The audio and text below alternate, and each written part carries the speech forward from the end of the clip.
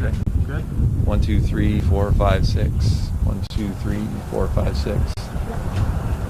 Thank you.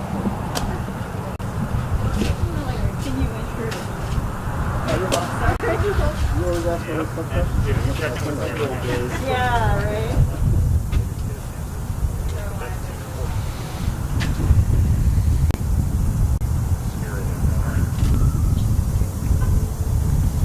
All right. Since I'm going to be doing the live video, Okay. That's how we do it. I should stay masked up for this, or you can we're I think okay. All right. Yep. Yeah. Sounds good. All right. 1 minute warning. 1 minute warning. 1 minute warning, guys. Oh, let me just say that. 1 minute warning, everybody.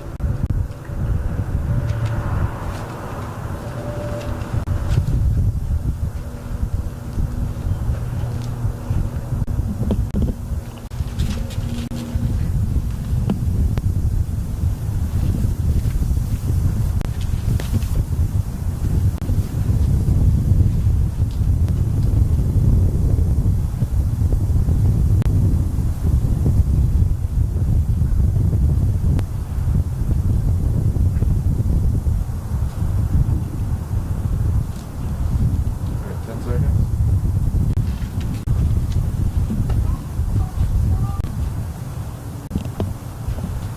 All right, Chief, whenever you're ready. All right, thank you. Thank you. I think since we are outside and we're at a pretty good distance here, if it's okay, I'm going to get rid of this mask just so you can hear me a little more clearly. That's one of the reasons why we picked this location, so thank you. Good afternoon. I'm Chris Davis. I'm the Deputy Chief of the Portland Police Bureau, and I'm filling in for Chief Lavelle, who is on vacation out of state right now. I want to start by saying, first of all, that all of the information that I'm going to share with you is just what we know right now. It's all very preliminary, and as I'm sure you know, there is a lot of investigative work to do, and these details that we all want and need in these situations will start to come together better as we go through that investigation. So we may find out that some things we believe now change down the road. So this is just preliminary information at this point. But what I can tell you now is that about 9:30 a.m. this morning, East Precinct officers were dispatched to Lents Park regarding a report of a gentleman described as a white male pointing a gun in the park. The officers arrived and they contacted a person in the park related to this call. At some point during this interaction, both less lethal and lethal force were deployed by the officers. Medical assistance was staged nearby, as is protocol in these situations, and the officers provided emergency medical attention at the scene, but the gentleman was pronounced deceased there at the scene. At this point, there are no known injuries to community members. There are no injuries to any of the officers involved. And we obviously have a very complex and multi-layered investigation that happens in these situations. And so members of our detective division, the East County Major Crimes Team, our Internal Affairs Unit, and Independent Police Review and Training Division are all at the scene doing their preliminary investigative work. These efforts are being hampered somewhat by a crowd of fairly aggressive people who have showed up at the scene, but at this point we've been able to keep them from interfering too much in the investigation. Again, this is never the outcome that we want when our police officers go to any kind of a call. And certainly these are very traumatic events for everyone involved, the people involved in the incident, and for neighborhoods and for communities, and we certainly understand that, and we want to recognize that. But it is important that we do the appropriate investigative work on all these different levels, get to the bottom of what happened, and discover whether there are any lessons learned or anything like that. But all of that process takes a long time, and I'm sure as we go through the investigation, more details will surface. So that's what I can tell you. I'm happy to take a few questions in the time that I have. I don't know that at this point. I don't know the end of that. Do you know how long between the call I do not know that either at this point. We're still really early in this, and so there's a whole process to figure that out that hasn't happened yet. And can you clarify what ma'am. you mean by lethal and non-lethal forces were used? What was the two? There was a less lethal launcher used and a firearm. No, it's a 40 millimeter. It's called a less lethal projectile launcher.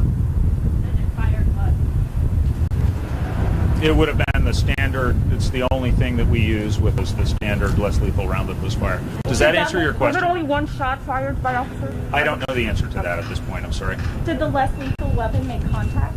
And I don't know the answer to that either at this point.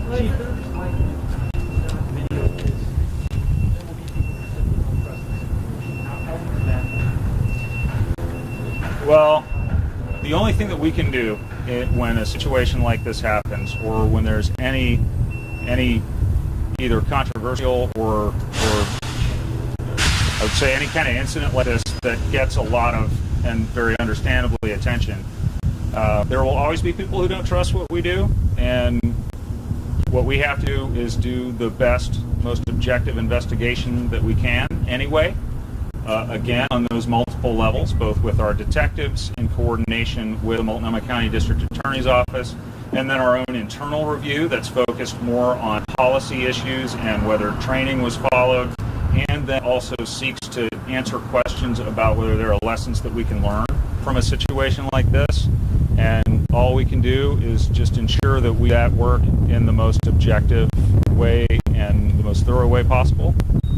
And then that all gets reviewed, obviously, outside by independent police review, the OIR group, and there's a very robust system of review of these cases in place to ensure we get it right.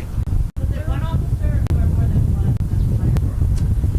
one? I can't answer that at this time. The less lethal, was that two different officers?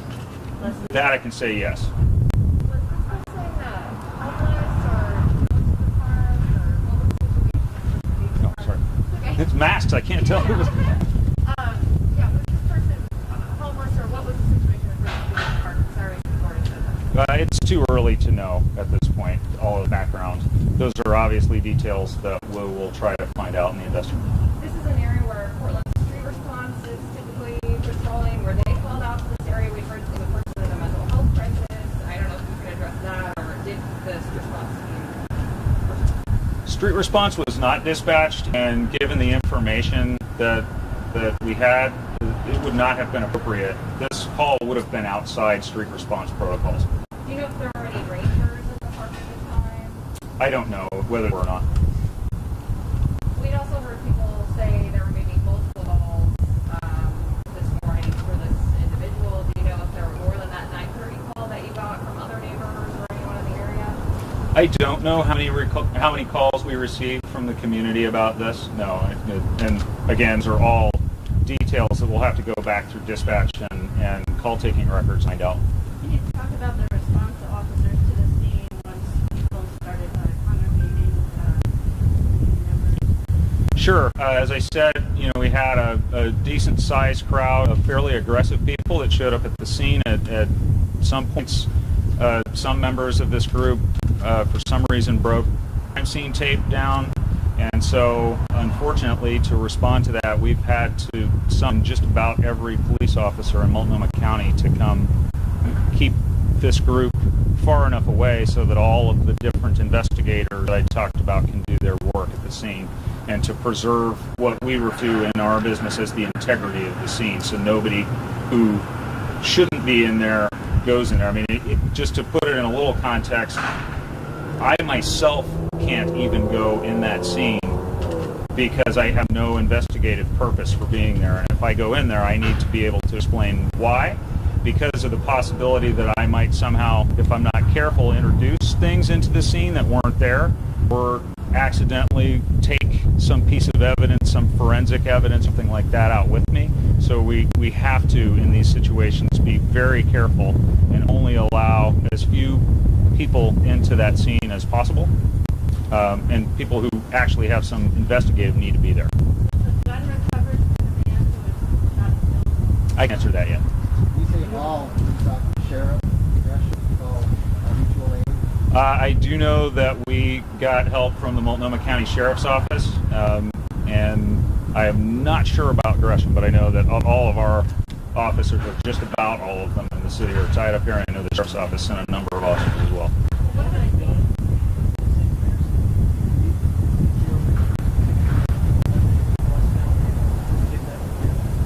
We can release that when it's appropriate to do so, and it's a really it's a balancing act. And one thing that I always ask people to keep in mind in these situations is the district attorney is actually in charge of the investigation, and so we really need to respect their needs as far as the role that they play. But certainly, we will make every effort as soon as we can and as soon as it's appropriate, without potentially compromising some part of the investigation, to release more details like that and others when we can. But it's always a balance between the public's right to know what has happened and the need to maintain the integrity of that investigation, so that the public can have faith in it, that we did it right and that we haven't rushed anything and that we haven't messed up the evidence somehow.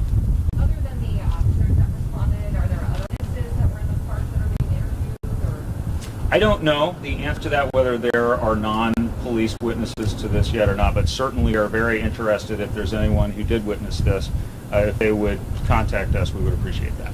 How big was the crowd that gathered there after the shooting? I'm not sure. I mean, I would go from my own observations. It was in the number of dozens. Okay. Did police have to do anything to remove them? At one point, we did have to get a crowd that was encroaching fairly closely to the scene to move back a little bit, so that they could, people are always welcome to go in any public place that's outside the sort of controlled area in one of these crime scenes, and certainly people engaged in First Amendment activity are welcome to do that. But we just, again, we have to balance those needs with our need to do a fair and complete and credible investigation and maintain the integrity of that scene.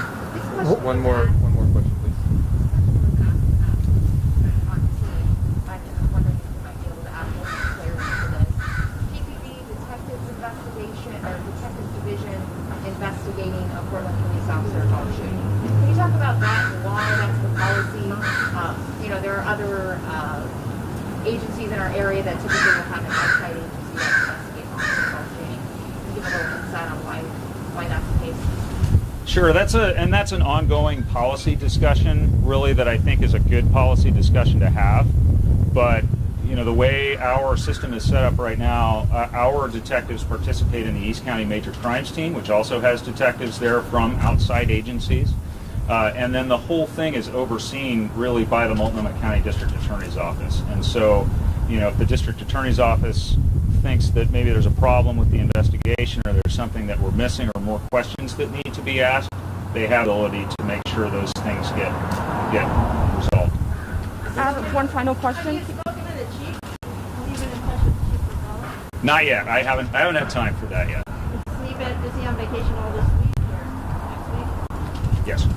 Can you tell me why the street team wasn't dispatched this call? Why the street team wasn't dispatched? Are you talking about Portland Street Response? Yes, the Portland response, yes. Yeah, based on what I know of the call for service that we received, this would not have fit within protocols to dispatch them. This would not have been one of their calls.